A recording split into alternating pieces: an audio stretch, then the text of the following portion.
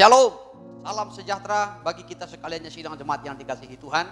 Kiranya Tuhan tetap menyertai dan memberkati kita dimanapun kita berada. Kembali kita bertemu dalam program Pagi Damai. Kali ini kita ada dalam edisi Hidup dalam Rencana Tuhan. Ini dikutip dari kitab Mazmur 118 dari ayatnya yang ke-24. Saya akan bacakan terlebih dahulu bagi kita sekaliannya nats firman Tuhan ini. Demikianlah firman Tuhan dari Mazmur 118 ayatnya yang ke-24. Inilah hari yang dijadikan Tuhan. Marilah kita bersorak-sorak dan bersuka cita karenanya. Dikatakan bahwasanya inilah hari yang dijadikan Tuhan. Jadi kalau hari ini ada, ini adalah hari yang dijadikan Tuhan. Hari yang diciptakan Tuhan. Kalau besok ada, itu juga adalah hari yang dijadikan, yang diciptakan oleh Tuhan. Tentunya Tuhan memberikan hari-hari itu bagi kita. Tuhan punya rencana.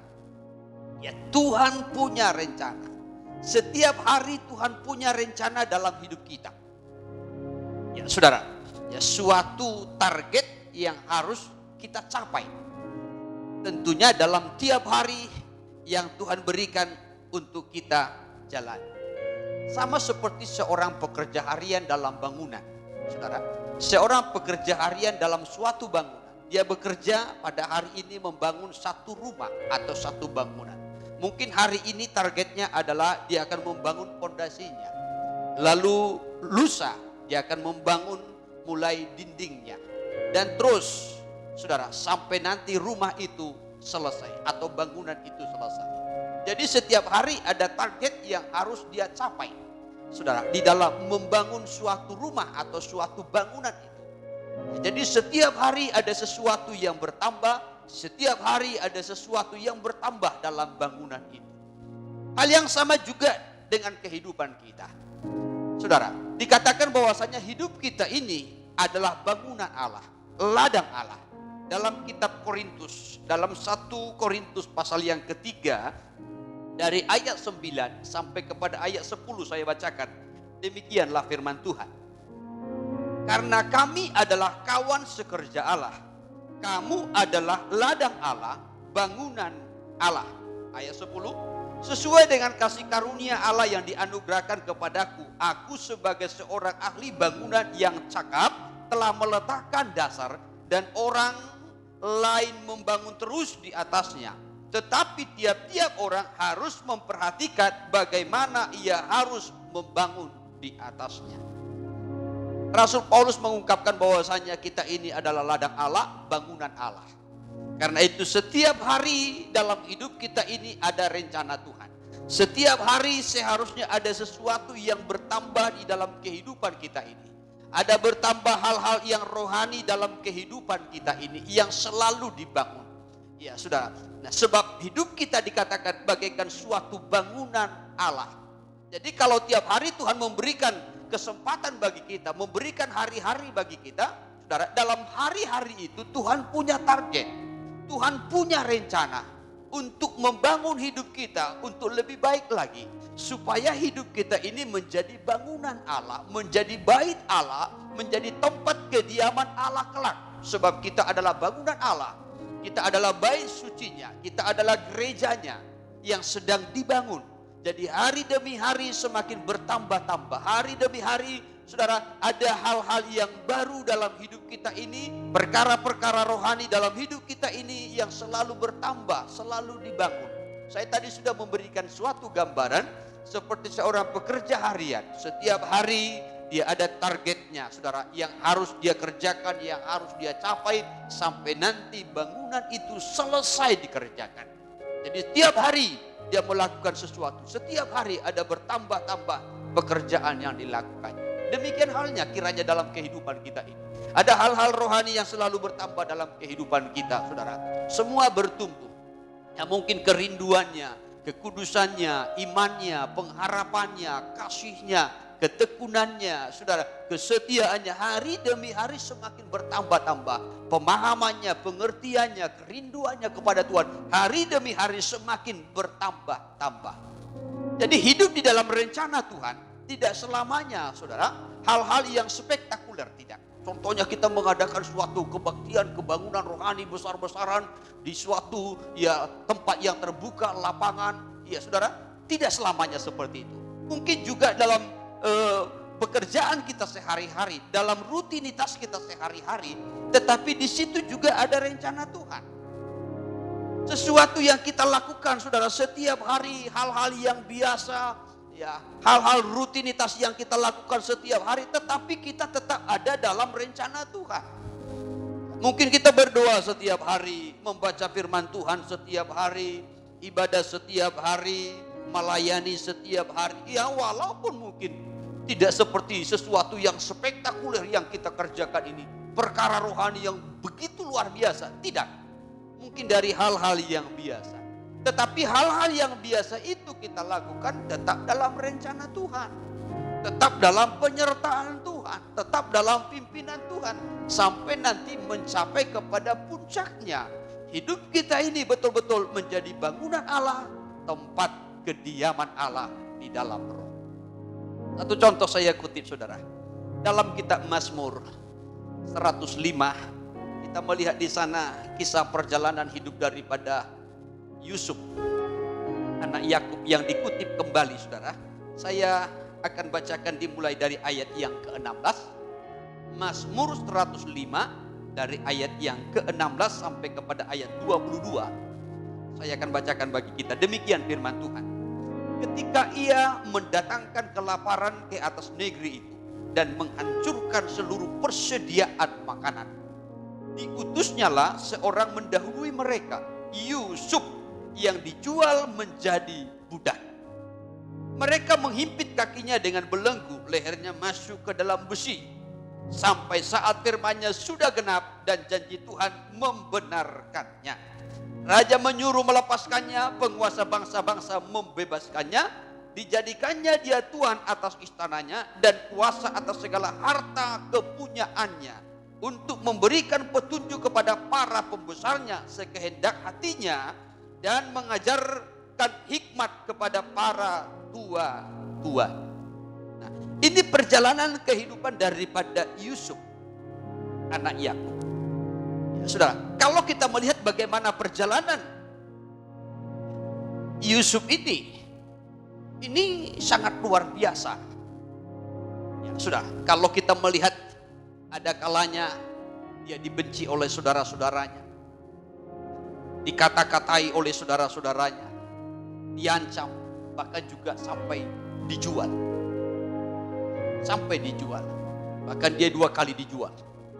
Saudara-saudaranya menjualnya kepada saudagar, dan saudagar itu menjualnya kepada Potifar. 2 kali dijual. Setelah dijual, dia menjadi budak di rumah Potifar. Tidak hanya sekedar menjadi budak, dia digoda oleh istri Potifar, jadi fitnah, bahkan dilemparkan ke dalam penjara. Setelah di dalam penjara, dia bertemu dan juga menafsirkan mimpi juru roti dan juru minum. Saudara, ketika dia menafsirkan mimpi itu, dia berkata, kalau engkau nanti sudah keluar, ingatlah aku. Tetapi dia juga dilupakan oleh juru roti dan juru minum. Saudara, ada kalanya dilupakan. Tetapi tidak hanya sebatas di situ saja. Akhirnya Yusuf pun diangkat menjadi Perdana Menteri. Setelah apa yang difirmankan Tuhan itu, katanya janji Tuhan itu dikenapi sampai pada waktunya. Akhirnya Yusuf itu pun diangkat menjadi Perdana Menteri.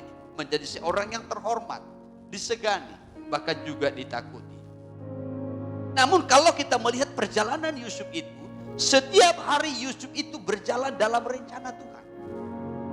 Semua pengalaman yang dia alami itu dalam rencana Tuhan.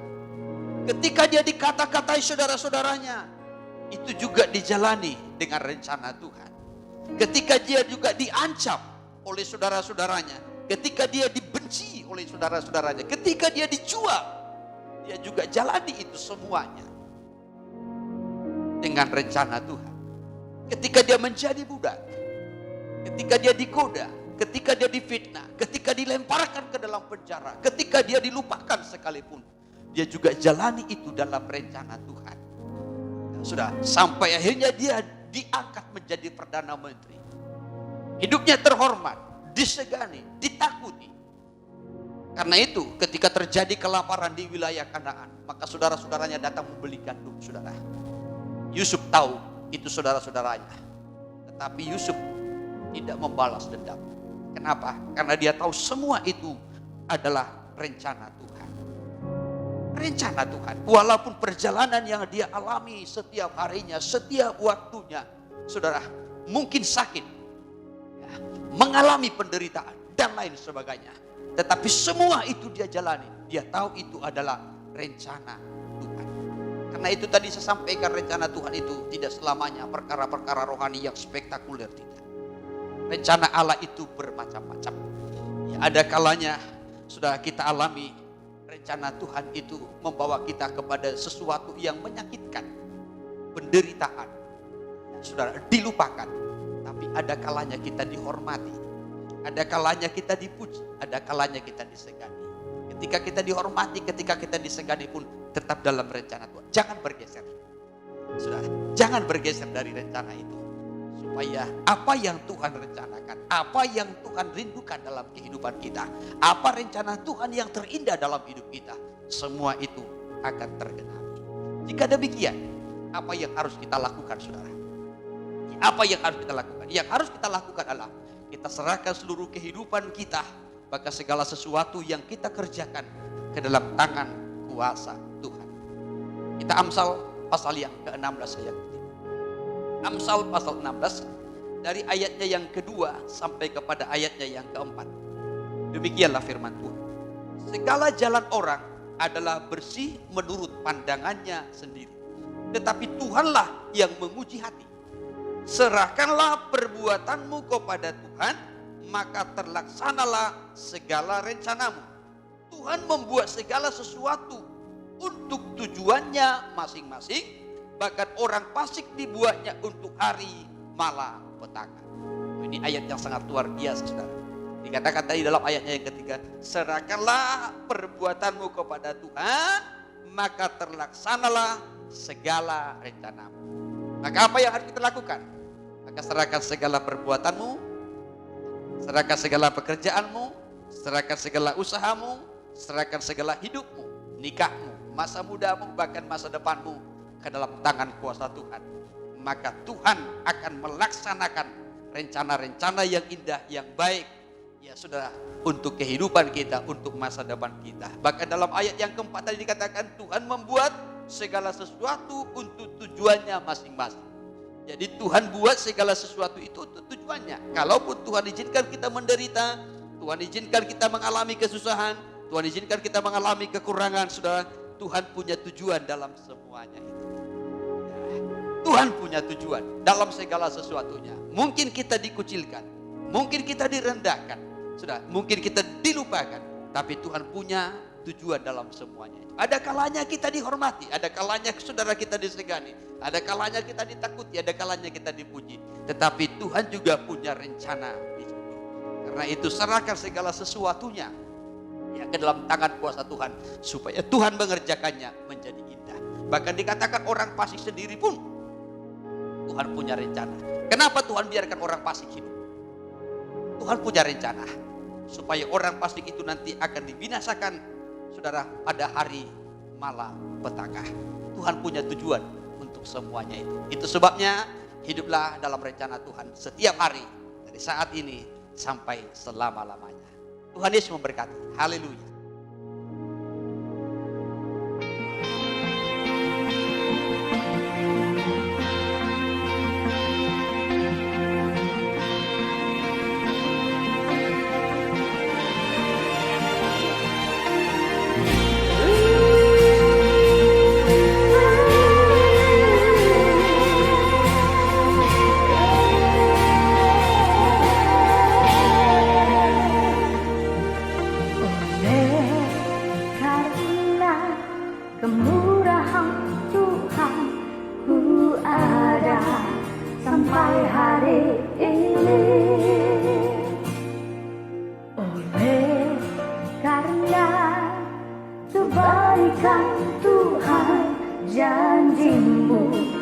terjadi bagiku. Ku sembah Kau Tuhan, ku menyembah Tuhanku, selamanya Kau ada bagiku. Ku sembah Kau Tuhan, ku menaikkan wajahku, selamanya Kau hebat bagiku.